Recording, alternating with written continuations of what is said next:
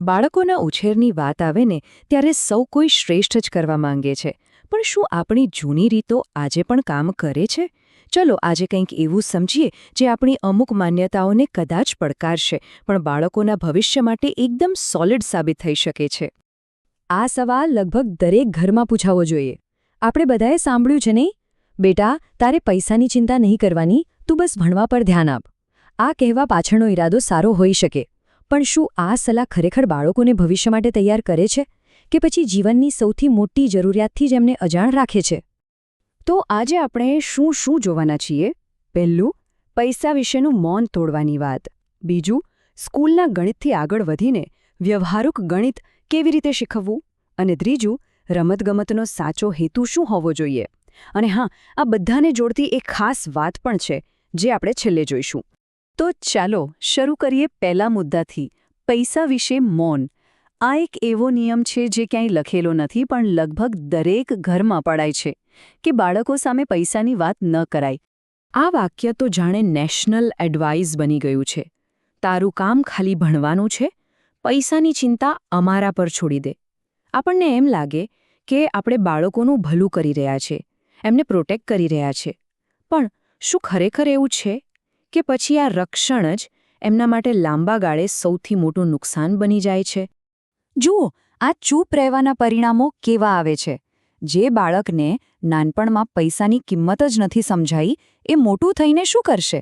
બસ આડેધડ ખર્ચા, બચત શું કહેવાય એ ખબર જ નહીં પડે, અને છેવટે પૈસા માટે બીજા પર આધાર રાખવાનો વારો આવે.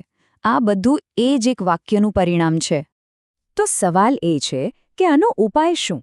અને ઉપાય એકદમ સિમ્પલ છે. બાળકોને આ વાતચીતમાં સામેલ કરો. 7-8 વર્ષનું થાય ત્યારથી જ. ઘરમાં ગાડી લેવાની વાત હોય કે ઘરનું બજેટ બનતું હોય, એમને બાજુમાં બેસાડો. એમને સાંભળવા દો. એમના સવાલોના જવાબ આપો. બસ આટલું જ. આનાથી જ એમનામાં પૈસાની સમજ અને જવાબદારી આવવા લાગશે. પૈસાની વાત કરી તો હવે એને મેનેજ કરવાની વાત પર આવીએ. અને અહીં એક બહુ મોટો સવાલ છે. પૈસાને સંભાળવા માટે શું વધારે જરૂરી છે? બુદ્ધિ કે પછી સમજદારી? ચલો જોઈએ. અહીં જુઓ, ફરક એકદમ સાફ છે. એક બાજુ છે બુદ્ધિમાન, જેને એલ્જેબ્રા, કેલ્ક્યુલસ બધું જ આવડે છે. અને બીજી બાજુ છે સમજદાર, જેને સરવાળો, બાદબાકી, ગુણાકાર, ભાગાકાર અને ટકાવારી, બસ આ 5 વસ્તુ પાક્કી આવડે છે. હવે વિચારો, બિઝનેસમાં કે રોજિંદા જીવનમાં કોણ વધારે સફળ થશે? જવાબ એકદમ ક્લિયર છે ને? તો આ સમજદારી કેળવાય કેવી રીતે? એના માટે ખાલી 3 સ્ટેપ્સ છે. પહેલું, પેલા 5 પાયા છે ને, સરવાળો, બાદબાકી, એને એકદમ ઘોડીને પી જવાના.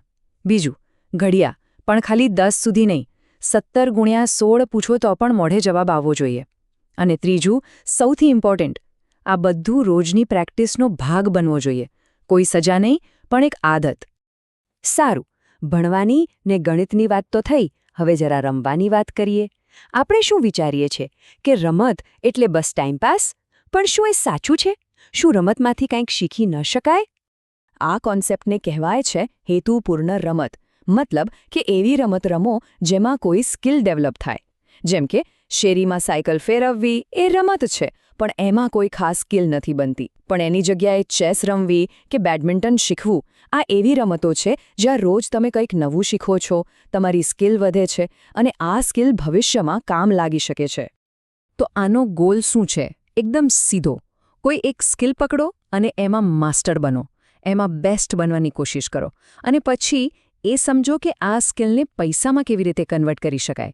બસ આટલું કરવાથી જ નાનપણથી પૈસા અને મહેનતની કિંમત સમજાઈ જશે. તો જુઓ, આપણે 3 વાતો કરી. પૈસા વિશે ખુલ્લીને વાત કરવી, સમજદારીવાળું ગણિત શીખવવું અને હેતુ સાથે રમવું. પણ આ બધું કામ ક્યારે કરશે? જ્યારે એક સૌથી જરૂરી વસ્તુ હાજર હશે, અને એ છે માતા-પિતાની પોતાની હાજરી. આ ઉદાહરણ એકદમ પરફેક્ટ છે.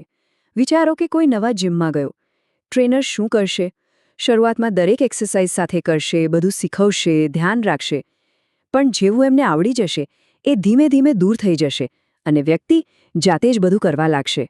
માતા-પિતાનું કામ બસ આ જ ટ્રેનર જેવું છે. તો આખી વાતનો સાર શું છે? Active partnership. ખાલી ઓર્ડર નથી આપવાના. ભણવા બેસ નહીં, એમની સાથે ભણવા બેસો. જા રમી આવ નહીં, એમની સાથે રમો. પૈસાની વાત એમની સાથે કરો. આ એક શબ્દ છે ને, સાથે, એ જ બધો જાદુ કરે છે. અને હવે આખી વાતને એકદમ ધારદાર બનાવતો છેલ્લો મુદ્દો. સ્ક્રીન પર જુઓ, શું દેખાય છે? ખાલી 1%. 1%. કેટલો નાનો આંકડો લાગે છે, બરાબર ને? પણ ચાલો જોઈએ કે આ નાના એવા આંકડામાં કેટલી મોટી તાકાત છુપાયેલી છે. ચાલો પેલી સમજદારીવાળા ગણિત પર પાછા આવીએ. એક સિમ્પલ સવાલ. ધારો કે કોઈ 1 લાખ રૂપિયા 30 વર્ષ માટે રોકે છે. એને 10% રિટર્ન મળે છે. હવે બીજો એક વ્યક્તિ છે, એને ખાલી 1% વધારે, એટલે કે 11% રિટર્ન મળે છે. તો 30 વર્ષ પછી આ બંનેની રકમમાં કેટલો ફરક હશે? તમે જે વિચારતા હશો ને, એના કરતાં અનેક ગણો વધારે. આ જ છે આ 1%ની તાકાત, અને આ જ છે એ સાદા ગણિતની તાકાત. જરા વિચારજો આના પર.